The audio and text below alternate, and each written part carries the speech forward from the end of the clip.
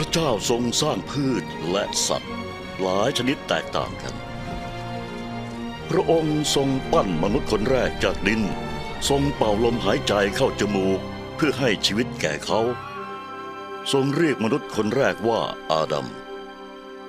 พระเจ้าทรงสร้างผู้หญิงจากกระดูกซี่โครงของอาดัมเพื่อเป็นภรรยาและเพื่อนทรงเรียกนามว่าเอวาพระเจ้าทรงสร้างชายและหญิงตามลักษณะบางอย่างของพระองค์เพื่อให้เขาได้ชื่นชมในความสัมพันธ์อันใกล้ชิดกับพระองค์ทั้งสองอาศัยอย่างเป็นสุขในสวนที่สวยงามของพระเจ้าเรียกว่าเอเดนซึ่งไม่มีความทุกข์และความตาย